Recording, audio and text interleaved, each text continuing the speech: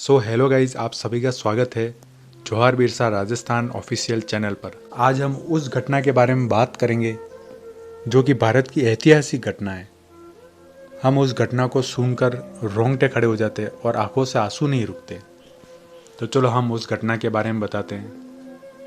17 नवंबर 1913 को मानगढ़ में भील समुदाय के हजारों लोगों को अंग्रेज सरकार ने गोली बरसाकर हत्या कर दी थी। इसे ही मानगढ़ नरसंहार कहते हैं।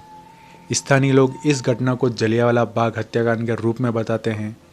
भारत के स्वतंत्र संग्राम में अमृतसर के जलियांवाला बाग कांड की खूब चर्चा होती है, परंतु मानगढ़ नरसंहार को संभवतः इसलिए भुला दिया गया क्योंकि इसमें बलिदान होने वाले लोग निर्धन वनवासी थे।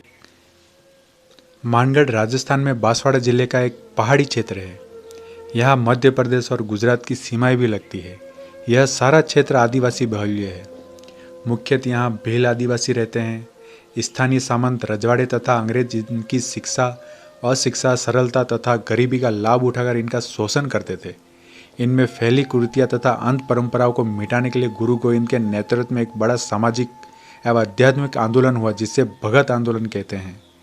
गोविंद गुरु का जन्म 20 दिसंबर 1858 को डूंगरपुर जिले के बासिया बेड़िया गांव में हुआ।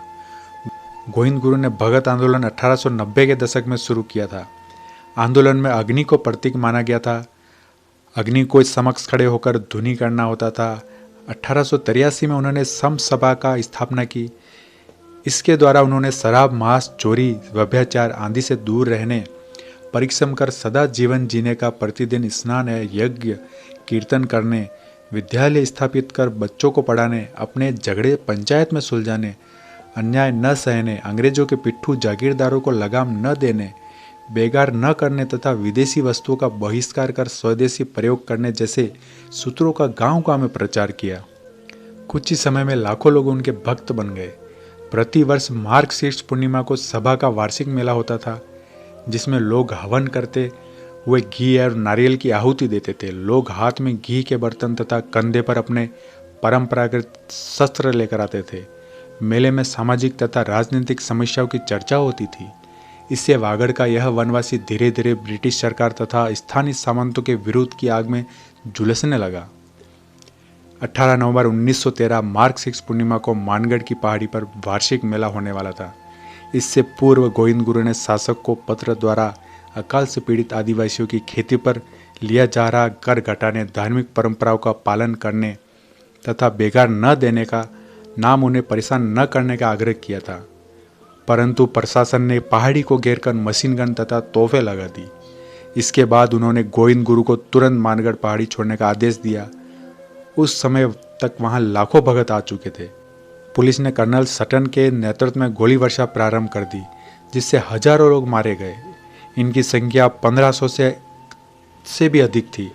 पुलिस ने गोविंद गुरु को गिरफ्तार कर लिया, पहले फांसी और फिर आजीवन कारावास की सजा दी।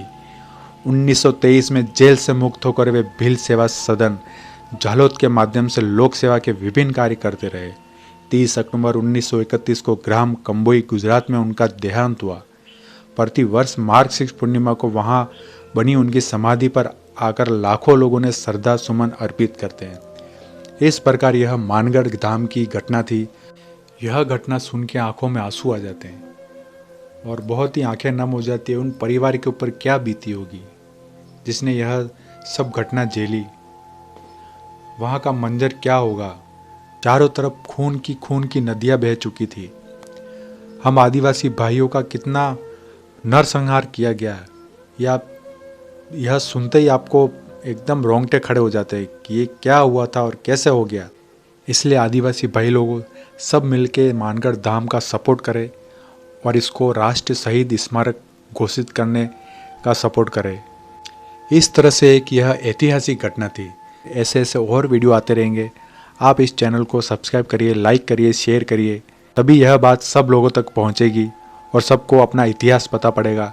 हम आदिवासी कैसे थे और क्या है।